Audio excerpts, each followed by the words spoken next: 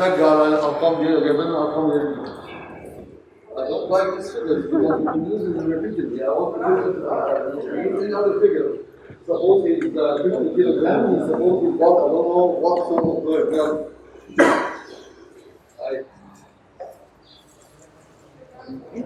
ما اعرفش انت عايز ايه؟ اتفضل. 25 خليه 15 تنفع؟ ماكسيموم يعني حاجه تنفع. مش هتقول لا. بالظبط لا ما تسمعش الفلويد 15% burn will not need fluids. ما ينفعش. It won't work if it's 15. It won't work because probably someone's got 15% burn will not require fluid resuscitation. كده you have to choose a figure that is up to 70 kilograms and maybe I don't know 40%, 50%, whatever you want. But لا 50 kilograms ينفع بس the maximum will be 70. Even if they're more than that, you will not work for more than that. كويس. That's a shame. لما لا تكفي الصوت مش فاضي. يقدر يتأكد ولا بيصوت. بعدين يبقى في 3 ways 3 times.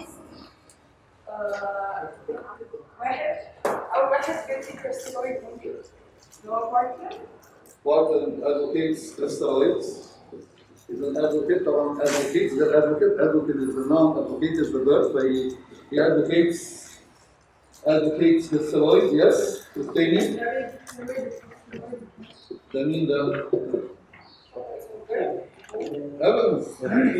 Evans انت اللي فيه انت هتقولي Evans يلا مفيش ايفنز بقى هو ايفنز هو اسمه ايفنز بيقولوا عليه ايفنز ايوه والأبر بول أبر بول ممكن Barclay have you not got an account in Barclays bank so that you get I don't know what happens to your money Barclays is a well-known bank مش في بنك Barclays بالظبط Barclays مو ده اسم بتاعه خالص مشهور قوي انا بنساه طول الوقت كل شويه اقعد افكر نفسي البنك ما تفتكرش اسم البنك برضه ولا اي تاني Barclays crystalloids only, crystalloids standalone زي ما بيقولوا crystalloids standalone alone ولا colloid standalone ولا a combination. يلا crystalloids بدي كام؟ 4 احسب لنا 50 في 25 بكام؟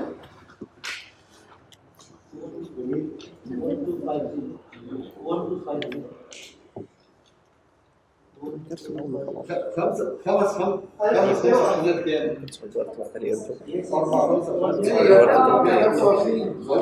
زي ما هو قال يبقى 250 يبقى 4 times 1250 طبعا خليها بقى من غير 50 فيه من فضلك عشان اديها بقى خليها 2000 قصدي 1200 وخلاص التسجيل يعني بس اوكي والبلد خليها 50 عشان اشتغل 5000 يا جماعه خلاص خليها 5000 هو حاضر ممكن اوبشن ده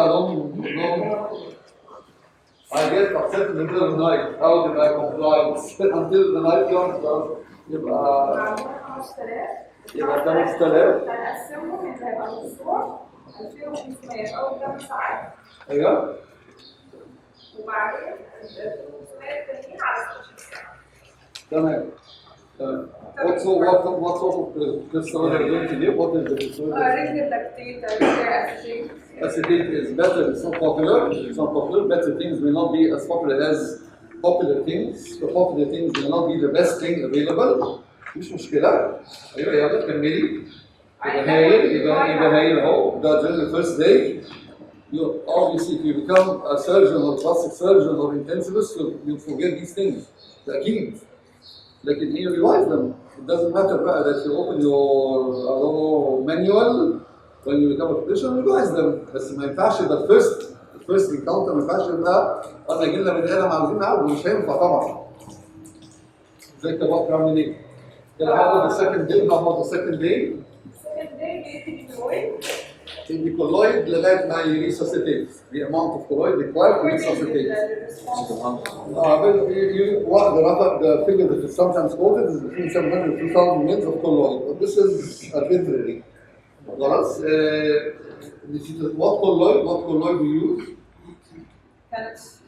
the starch and gelatin, a clarified starch.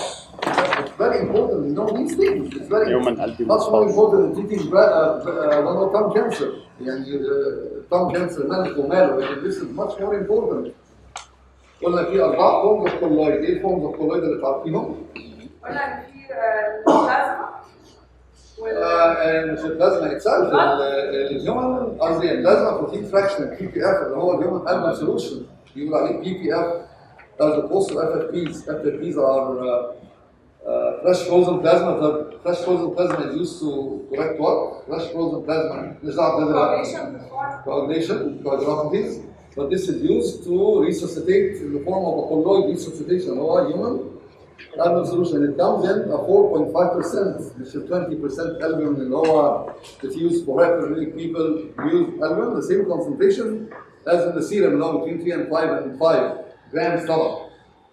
هايل خلاص. ايه تاني غير انت قلتي human albumin solution؟ ايه كمان؟ Clarified starch. Degraded gelatin, a clarified starch. طبعا the very old extract. تمام يلا الكولويد. colloid can be divided by 4 باين. انت multiply by the body weight again. خلاص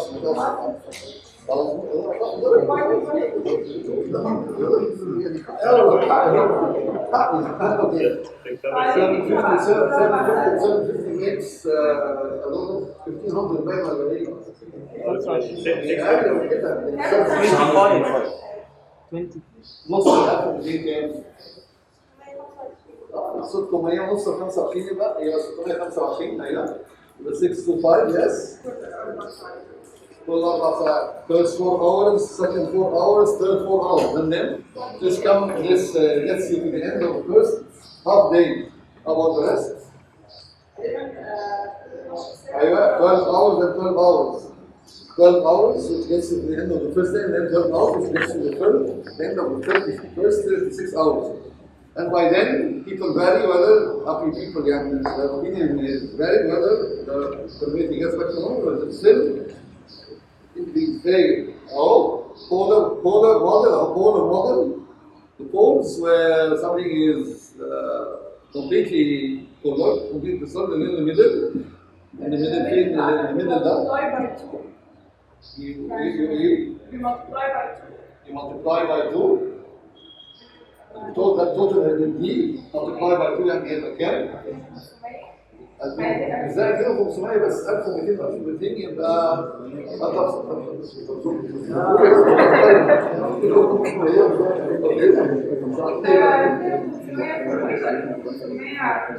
لا هي مش كده هي دي الصلاه دي كلها يعني بس لا احنا بنقول multiply by 2 بس عشان سيمتري multiply by 4 multiply by 2 but in fact this is the total amount that you give but you divide this amount between the crystalloids and the crystalloids the colloids and the crystalloids تمام in the same thing you give how much do you give during the first 8 hours during the first 8 hours on the first day how much do you give out of that you give half of them and then the remaining half is divided into 2 halves the first 8 hours and then second 8 hours 8 hours ولا نفس الطريقه. ايه؟ هيبقى 8 ولا 8 هو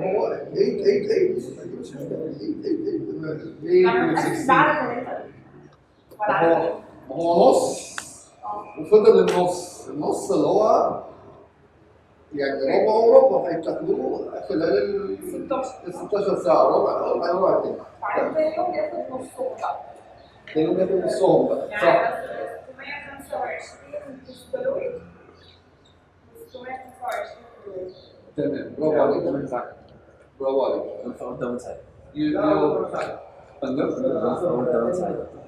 مدار I think يوم it's irrelevant. I don't think that the second day it's really important to divide them over the 24 hours. You should also include with the evidence in particular because people These are the fluid requirements dictated by the burn, but also the fluid requirements are dictated by normal water requirements. How much water do people need every day? You live to drink and to eat. In actual fact, we live to drink and to eat, not because eating and drinking is the basics of life. It's not the aim of life, it's the basics. Unless you eat and drink, you won't carry on higher targets. How much بنشوف اليورين اوتبوت your output? وبنشوف اللي هو الانفنتوري لوس ده Asif Kevin, normal water requirements per day. We calculate it if someone is ill, but naturally, how much is the fluid requirements per day? 3 to 4 liters. 3 3 to 4 liters. same as 3 to 4. No, 3 liters. 3 or 4 liters. 3 or 4 liters. Asif wants to keep drinking. طبعا ممكن يشرب كده if the temperatures I don't know 40s and 50s, but under normal circumstances it's half that. It's 2 liters. طبعا average other it is calculated as 30 mils per kilogram. 30 mils per kilogram. The water requirements are 30 mils per kilogram. You need 30 mils of water per kilogram. That is, if you're an average 70 kilogram individual, then you need about 2 liters of water per day. Water. طبعا جزء من الميه بيبقى موجود في الحاجات اللي الواحد بياكلها برضه because the solids that we eat are not purely solid اكيد. خلاص؟ This colloidal given at once, right? I mean at once. Simultaneously, you mean? Simultaneously. You've got stop box and things that allow you to get things simultaneously. We can do that.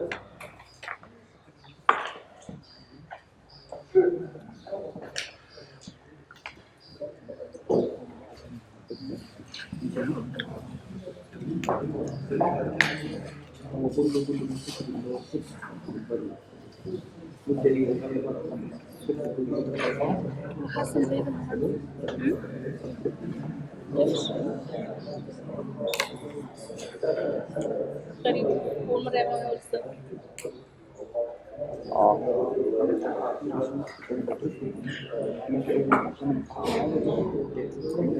ده أول يوم يعيدوا تقريبا.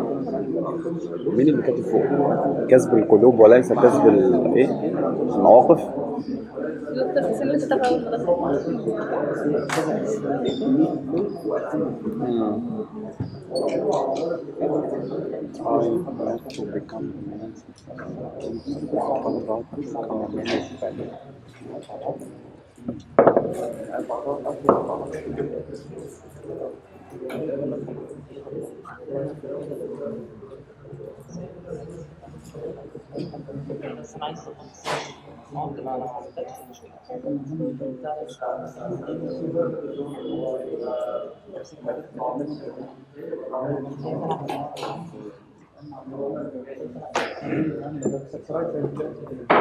لا ما تحاولش لحد فيها. You've received some casualty, whatever pathology, and what you initially do. Sarah, what you do when you see some casualty, suppose they've got a burn or any form of trauma or whatever they are, what do you do when you see some casualty? Yeah. What do you do? You give them clothes, share all, when you see some casualty, you give them clothes, in order to give them clothes, what do you do? In order to give them clothes, what do you do? How you give them clothes? You give them all clothes, how you get them? You need the rule of a tube and a finger in every orifice, نقول كده حاجه مش ظريفه بصوت كده ده بالإيمان. And what do you do? What else you do? What else? Once you puncture a vein, what do you do? Once you puncture a vein, you have blood samples, you have tubes اللي هو including the IV line, and then samples, and then fluids. How do you know if your fluid therapy is okay?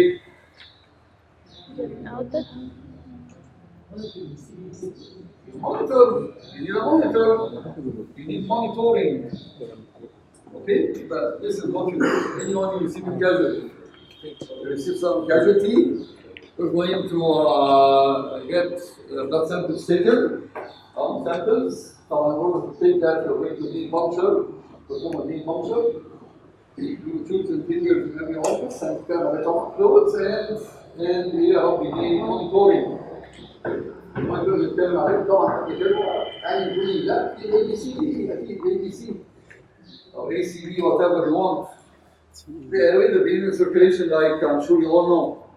But the common approach to any someone, whether they're traumatized, ruptured spleen, internal bleeding, hemorrhage, whatever it is. Tubes and fingers in every orifice. Yalla, start with what do you mean by tube and the finger in every orifice? Esogastric tube. Think of the orifices containing the blocks and reduce جهاز كويسة. لا ده انت شهر عشان انت كويسة. وفينا المقدار اللي اسمه حازم الغرب. ده ايه؟ كويس بس المهم كويس. ايه يلا tubes and fingers in every orifice. What orifices do you mean about? ايوه. The oral cavity, what do you use in the oral cavity? Nasogastric tube, المقدار بنقول oral cavity يعني بنقول nasogastric.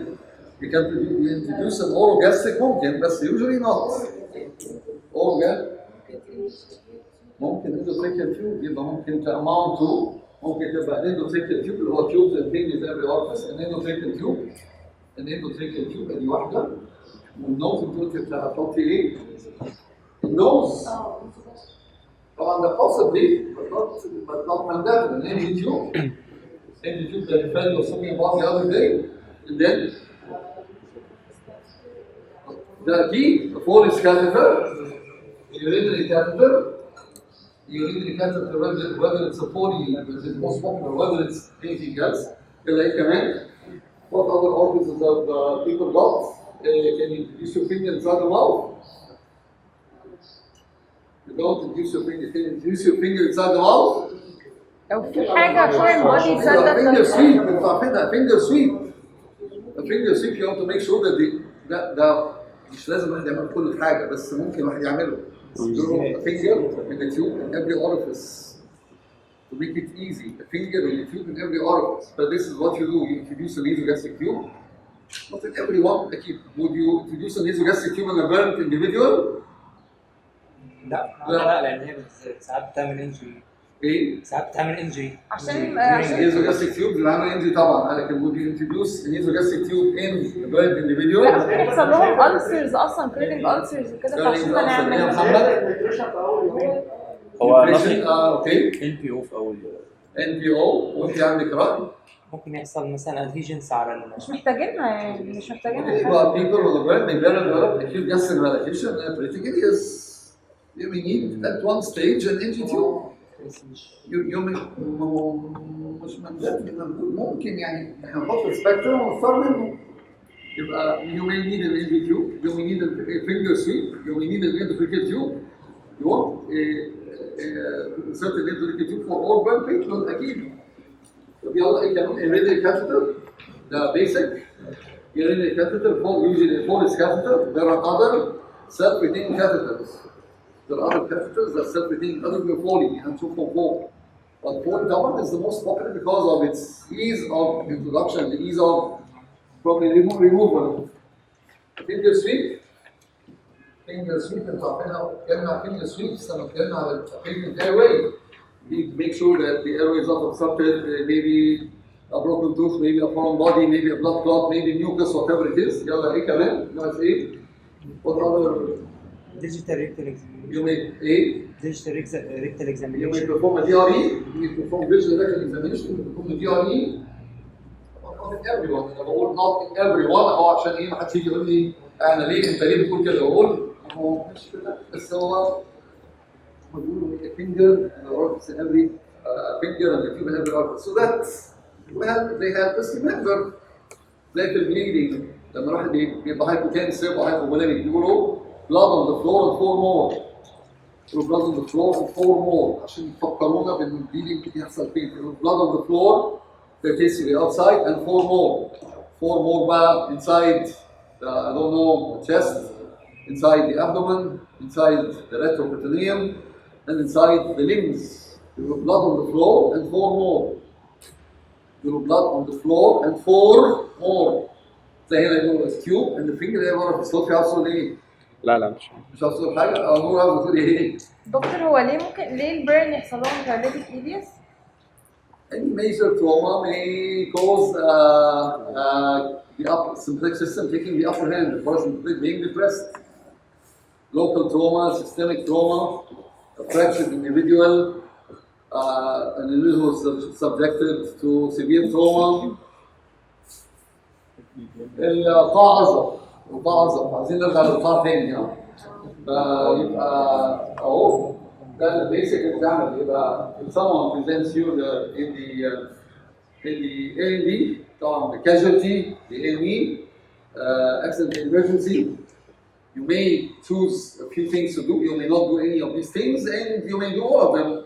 طبعا you start with the ABC, you need to make sure that they've got a patent airway, and the breathing and the circulation is okay. Sometimes you put the C before the B, whatever it is, and then the ABC actually include a few of these. Again, because if you're going to insert an IV line, you see about an IV line. معلش نزود معها tubes and fingers. طبعا IV veins are not an orifice, بس نزودها معها عشان tubes and the finger every orifice نحط طبعا an IV line. IV line يترجم على طول عندكم كلمة IV line. قرابة يعني IV line. access للفين ما ده هو بيترجمها دلوقتي literal. بس أنا عاوزها figurative. أنا عاوزها what do you mean by that? Which vein are you going to stimulate? internal jugular. But you don't usually do that immediately. You don't usually do that immediately for so many reasons. أولاً it takes time, it needs a bit of prep, and it's prone to complications. So usually we try to insert a peripheral vein. لكن عموماً لما تيجي كلمة veni puncture أو venous access، طبعاً قلنا vascular access يبقى arterial يا venous، لكن put aside the arterial نحط الveins يبقى peripheral ولا central. والcentral ودايركت puncture ولا pick.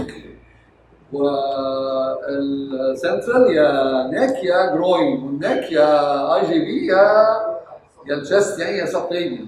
يبقى عندنا كده. وحاجة كمان قلناها هي ايه؟ Someone's shocked and you cannot see their veins. And then what do you do if you don't see their veins? You cut down. قلنا قبل كده حكاية الفينز، حكاية الفيني بانكشر دي مش عارف قلناها مع ايه؟ قلناها كده مع الانستيزيا باين. whenever you think about puncturing your vein، طبعا you may very well take a blood sample before you use the fluids. والفلويدز اللي الواحد هيديها هتبقى what sort of fluids are you going to start with?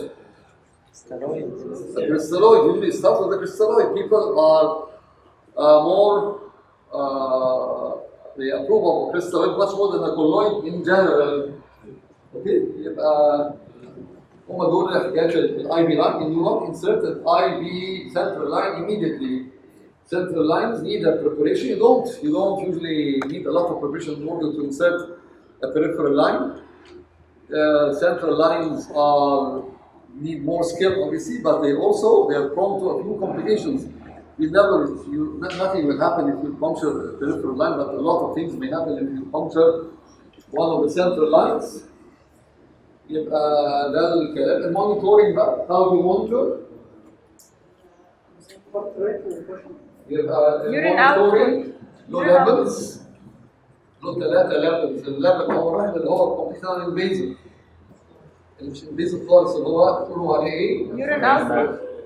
اليورين اوتبوت ماشي. اليورين اوتبوت عاوز قسطره فماشي بنحط كده يورين اوتبوت. طبعا يورين اوتبوت ايه كمان قبل اليورين اوتبوت؟ طيب Vital.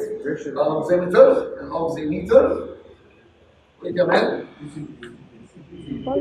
الاي سي جي مونيتور، البلاد بريشر مونيتور، الريناماب.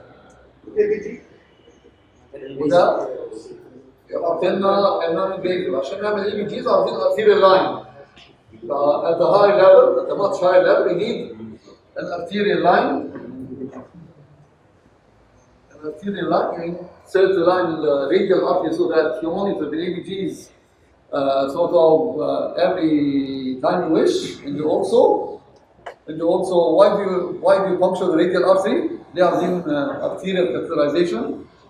oxygenation هو احنا قلنا الاي بي جيز عشان ايه؟ oxygenation عشان ايه؟ oxygenation الاكسجينيشن. ما هو اي بي جيز يعني. لكن واي ويل فيستولا فيستيلا ايه كمان؟ طيب قول. Superficial. ده عامة يا دكتور ولا هنا في الكيس؟ في المونيتورنج why would you insert a radial catheter؟ ايه؟ في ايه؟ اي سي سي في حاجه اسمها في ما هو ده اي بي جيز. If you want to monitor the ABGs, تسأل على other you will not keep information. puncturing radial artery every now and then. You just insert a radial line so that you can take a blood sample whenever you wish. ايه كمان؟ Easy to access. ايه؟ Easy to access. Yeah, but why would you puncture the radial artery? Why it's easy to access, but why would you puncture the radial artery and keep a catheter inside the radial artery? Oh, they inject حاجة not usually you don't inject things in the ممكن artery. لو الفين في حاجه اللي هي هايبر ثيرميك ايزوليتد لمبر فيوجن دي ممكن احنا ممكن لو بنتكلم في الفين resuscitation. مش بنتكلم في المونيتور ممكن لو الفين مش accessible بعدين أوي. بيقول invasive blood pressure monitoring. ايوه عشان زي ما حسن بيقول invasive blood pressure monitoring. You monitor the blood pressure from the inside, not from the outside using the cuff. مش انتوا الدايناماب ده non-invasive blood pressure monitoring. You insert a radial line. You insert a radial line for two good reasons. You do not insert a radial line as an access. You do not use it. You do that. You insert a radial line so that you can every so often monitor the ABGs. Otherwise, you haven't got an access to the ABGs unless you puncture the artery or the vein at times. لأن ممكن نعمل مش ABGs, BBGs at times if you're interested not in the gaseous or the gas exchange, in the acid-base status. And more important, maybe, is to assess the blood pressure invasive blood pressure monitoring. Rather than a simple dynamap. What does it stand for? Dynamap being. What does dynamap stand for? Dynamap. لا حول ولا قوة إلا بالله. دايركت إيه؟ دايركت نون إيه؟ انفيزيف نون انفيزيف Non-invasive blood pressure monitoring. Dynamap. Dynamap acronym non-invasive blood pressure monitoring. Okay? يبقى هو level بتاع oximeter. Oximeter ده بتقيس ايه؟ Everyone knows about oximeter nowadays. The oximeter, what does it measure? Oxygen saturation, and how much should the oxygen saturation lie between? 95 and 100. Okay? يبقى an oximeter, perfectly non-invasive, an ECG monitor, a dynamap, urinary catheter, an arterial line, a CVV, central line in order to monitor the central venous pressure. Remember that the flow in the central line is slower than the peripheral line. Paradoxically, flow in the central line is slower because the catheter is usually longer. The flow in the central line is slower than the flow in the peripheral line, the rate of administration, unless you use a very special high flow set. Paradoxically, flow in the central line is slower than that in the peripheral line. دكتور بس الإفكت بتاعها أسرع صح؟ لا الفكرة مش أسرع، ريت أقل. إحنا أساساً هنا بنحطها سنترال لاين عشان ندي حاجة هايبرتونيك أو عشان نمونيتور السي في بريشر. لكن الفلو فيها أبطأ من البريفرال لسبب بسيط إن اللاين بيبقى زي ما تعرفين بيبقى قاعد طويل، بيبقى قاعد من هنا لغاية ما بينزل لغاية فين؟ Where does the tip of the central line lie? The atrium. Usually the junction between the cava and the atrium, not actually in the atrium, at times between the atrium, but usually the junction between the atrium and the cava. Okay, فبتبقى أطول بكتير. أما البريفرال لاين بتاعها مش عارف عندها كام سنتي. This is why, and it may be even narrower, unless you use a special high flow set. يبقى ده غير بقى ان ممكن واحد يزود السي في، يعني يعمل سوان جانس كاتيتر. مين يقول لي something about the swan gans catheter? It's actually it's measured pulmonary capillary pressure. It's measured pulmonary pressure and left atrial pressure. Usually through central line we go through superior vena or inferior to the right atrial vein. Right atrial then pulmonary artery, then pulmonary capillaries, and there we inflate so that we can measure pressure after that. That is the. What do you mean after that? I don't know what you That mean I by left atrium and the yeah, but this is a measure that Pradeep is telling us. It's a measure of left atrial pressure. This is a measure because you can measure the pressure of the right atrium very easily, but you cannot measure the pressure of the left atrium. The left atrium is measured, the left atrial pressure is measured indirectly. These are not very popular nowadays. They used to be very popular, but this is what we call a swan Ganz catheter. Inserted through one of the central veins, so what? Into the right atrium, into the right ventricle, and into the pulmonary artery. And then it keeps floating, you inflate the balloon, and it becomes occluded in the pulmonary capillary. Which again is a pulmonary capillary wedge pressure. Pulmonary artery flotation catheter. دكتور ده ما يعملش irritation للهارت او arrhythmias او حاجه؟ هو بيتعمل في اي سلوك مونيتورنج يعني ما ممكن طبعا اي حاجه anything that's in the heart may cause an arrhythmia لكن it's a well known technique يعني بقول يا رب نفس التكنيك اللي بعمله في الليفر في الباتيك ويدج بريشر ايه نفس التكنيك بستخدمه في الليفر في الباتيك ويدج نفس when the catheter becomes wedged قلنا البارات اللي بتتوedged يعني محشوره it becomes wedged inside pulmonary capillary. It does not measure the forward flow, it measures the retrograde. And لما بنقفل الكابيلاري the flow from the atrium flows back, the blood from the atrium flows back. كنا قلنا مرة قبل كده إنه flow in a vessel depends upon the pressure.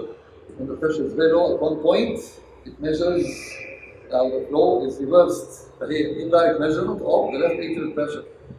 Swan Ganz catheter.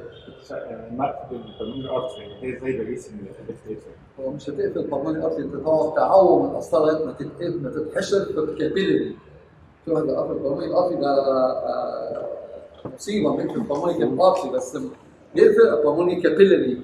So that once the capillary is occluded, there is no forward flow. So the flow in the distal to the pulmonary capillary gets back. And what you're measuring is the flow, is the pressure distal to the balloon rather than proximal to it. It's an indirect measurement of the left atrial pressure. Sometimes the right heart is contracting and the left heart is problematic. So sometimes the right heart keeps dumping the blood on the left side and the left side fails in spite of a normal right side. It's not very popular anymore. It's obviously complex to insert. لكن بيقول عليها the Swan Ganz catheter. It measures, it's an indirect measurement of the left atrial pressure, and it's also called the pulmonary capillary wedge pressure. It's also called the pulmonary artery flotation catheter. You insert it through a central vein, whether being in the groin or in the neck, usually through the neck. And the neck, your choice is usually the IGB and not the subclavian, and it's usually the right and not the left. The right, three reasons why we choose the right side. Why do we usually choose the right side and not the left side? Direct continuation مع right عشان atrium. it's indirect. It's because it is in direct continuation with the atrium. ادي one, and obviously it's shorter. لكن حاجة كمان إن هي the pleura on this side is lower. The pleura is lower, so that the chances of causing a pneumothorax are much less. And there is no thoracic duct. The thoracic duct lies on the left side. There are three good reasons why you choose the right side and not the left. So if the right is not accessible, and if there's a problem on the right side, then you go on with the left. Or you may better go the subclavian just in case you cause a bilateral. If you're very unlucky, you choose the right side, you're unable to cannulate, and you cause a pneumothorax, and then you go through the left side and you cause another pneumothorax. تبقى حاجة وحشة. Usually, if you cannot cannulate the IGB on one side, you go to the subclavian on the same side if you're happy to do it, because you may not be happy to do it. The subclavian is a bit more complex. The subclavian is close to the lungs and so forth, but you bet on creating a pneumothorax on one side rather than creating a pneumothorax on both sides. The pneumothorax is very treacherous at times because it may not manifest immediately. And some people will remain with a minor pneumothorax until after a few days they decompensate. فكرة decompensation دي فكرة خطر إنه if you look at someone you think they're okay now, it doesn't mean that they're okay because something may be brewing. ممكن يكون حد بيحضر لنا حاجة بس لسه بيحضرها بعدين تقوم منفجرة في وشنا بعدها بشوية. لكن doesn't mean that they're perfect normal if you've done it and you're happy. خلاص؟ I hope that الكلام ده بينطبق على البيرنز وعلى almost all other things in the casualty and there no حد يطلع يكتب لي casualty. مين يطلع يكتب لي casualty؟ دي كلمة عبيطة. منا غالبا بتاخد مسألة عظام المرة دي ايه؟ طلع تكتب casualty. يلا اكتبي كده او لسان يعني. يلا الكاستر اللي هي برنامج الكتابة بتاع عشان البرنامج هيبقى فوش عشان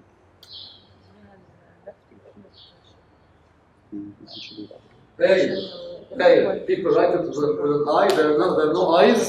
It's casualty, ما هياش casuality.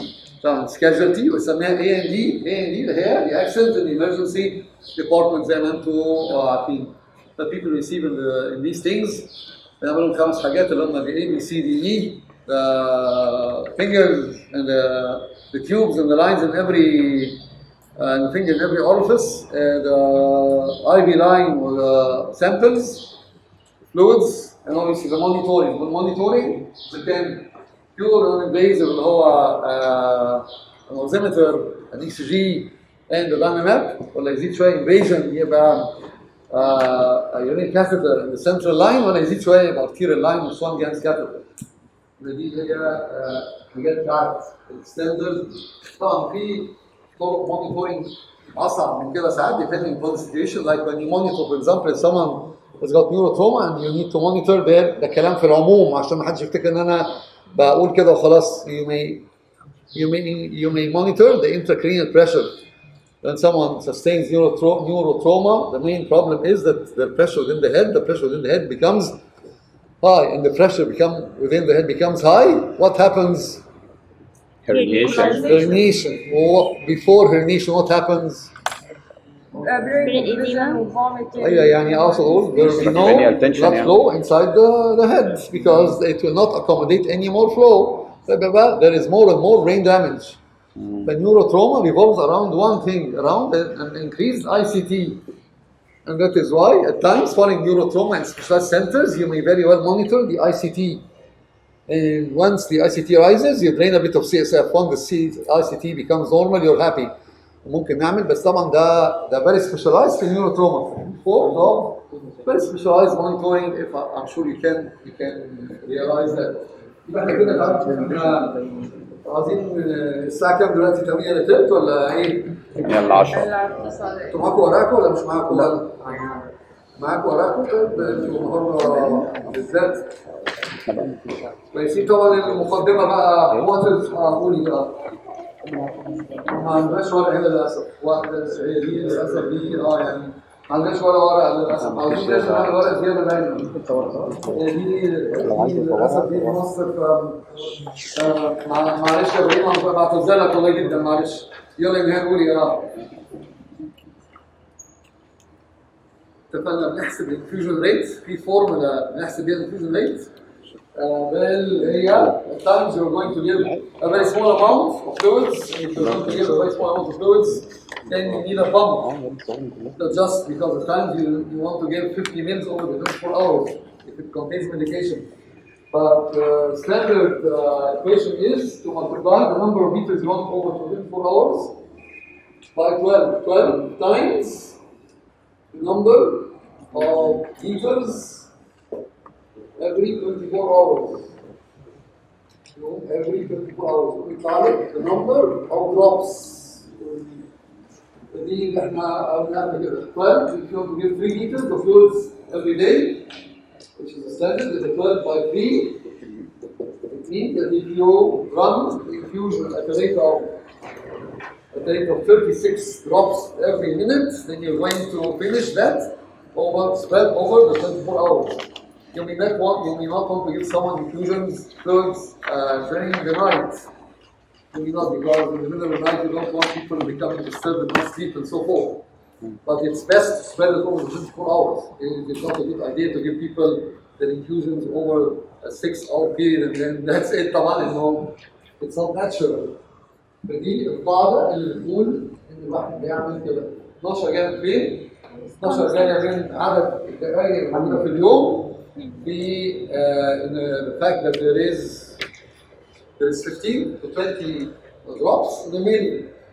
15 to 20 drops of infusion per milliliter في 15 نقطة من بتاعت الانفيوجن 15 20 نقطة ف this equation reduces to multiplying the number of liters you want to give over 24 hours by 12 so that what you get is the number of drops that you have to run the fluid every minute.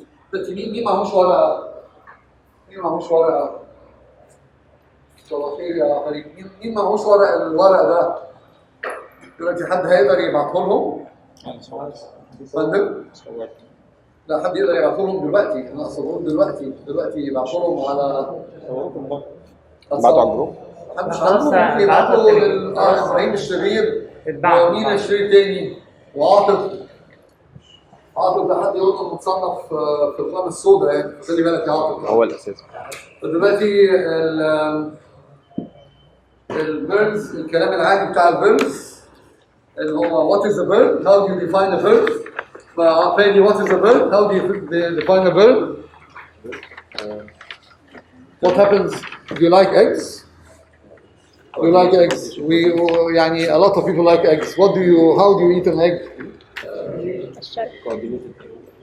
a coagulated egg but at times people do you like a coagulated egg a very hard one or do you like it softer coagulated خلاص but at times the eggs are cooked very lightly and they're eaten softer than the coagulation it's just like when people boil أعوذ بالله the egg this is what happens to the skin becomes coagulated even deeper يبقى it's an area of coagulated necrosis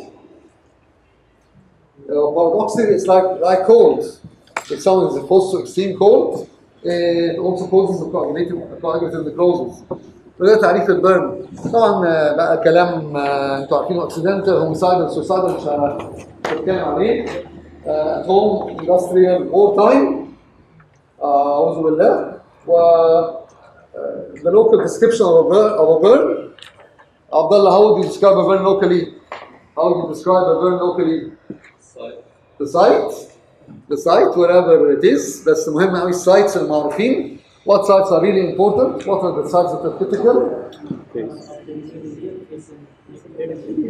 You start with the face and neck. Perineum is important, yes, but you usually start with the face and neck.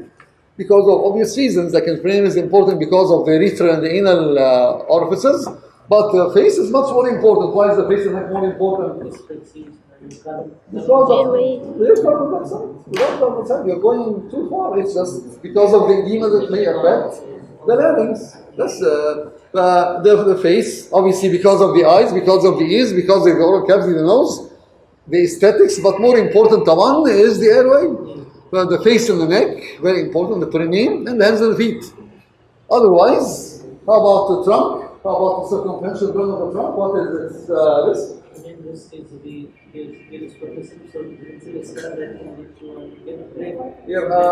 circumferential burn of the trunk may impair ventilation, and the circumferential burn of the limb may cause a compartment syndrome, may impair the circulation.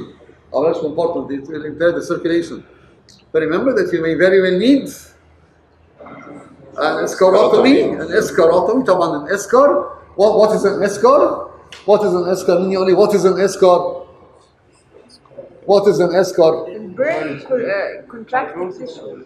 يعني the dead tissue that's from full thickness burn is called an escar, and obviously it is not as supple and as nice healing as normal skin, but it causes a constriction if it is circumferential. فممكن نعمل escarotomy مش escarectomy. Escarectomy may be the standard form of treating a deep burn, and you can perform that very early. يعني الكونسبت ان احنا نعمل very early burn wound excision. You excise the burnt area. خلاص يا سامي؟ والساعة كام دلوقتي؟ سامي منتهى الايه الاتيكال واي دي طريقته خلاص اطلع فوق يلا اطلع فوق هنكمل فوق سامي مش جاي تاني هنا يا سامي